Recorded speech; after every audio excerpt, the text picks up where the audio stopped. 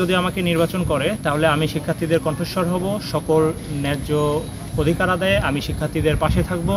দীর্ঘ 3 দশক পরে আসন্ন জাকসু নির্বাচন উপলক্ষে মহান স্বাধীনতার ঘোষক শহীদ প্রেসিডেন্ট জিয়াউর রহমানের হাতে গড়া সংগঠন বাংলাদেশ জাতীয়তাবাদী ছাত্র দলের মনোনীত প্যানেল থেকে আমি এজিএস পদে নির্বাচন করছি। আমি মোহাম্মদ সাজ্জাদুল ইসলাম এই পদ থেকে শিক্ষার্থীদের দাবি আদায়ে লড়ব।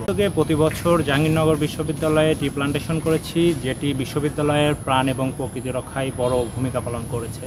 এর পাশাপাশি আমি জাহাঙ্গীরনগর ইউনিভার্সিটিতে গবেষণায় ড্রোন ম্যাপিং করেছি, যেই ম্যাপিংয়ের মাধ্যমে বিশ্ববিদ্যালয়ের প্রশাসন, মাস্টার প্ল্যান বা এরপরে যেই জাহাঙ্গীরনগর ইউনিভার্সিটির ডেভেলপমেন্ট আছে, এই ডেভেলপমেন্ট সেক্টরে তারা বড়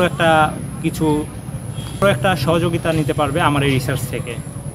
এর পাশাপাশি আমি জুলাইয়ের গণ অভ্যুত্থানের সময় এবং এর আগে এবং এর পরে যেই শিক্ষার্থীদের ন্যায্য আদায়ের যেই আন্দোলনগুলো ছিল, এই সকল আন্দোলনে আমি শিক্ষার্থীদের পাশে ছিলাম কাঁধে কাঁধ মিলিয়ে। যদি আমাকে নির্বাচন করে তাহলে আমি শিক্ষার্থীদের কণ্ঠস্বর হব। সকল ন্যায্য অধিকার আদায়ে আমি শিক্ষার্থীদের পাশে থাকব। বিশেষ করে মাদক সিন্ডিকেট যেন ক্যাম্পাসে গড়ে উঠতে না পারে সেই বিষয়ে কাজ করব।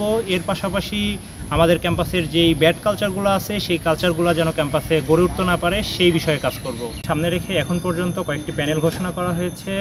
এর পাশাপাশি নির্বাচন কমিশন এবং ক্যাম্পাস প্রশাসন নির্বাচনের পরিবেশ রক্ষার্থে কাজ করে যাচ্ছে।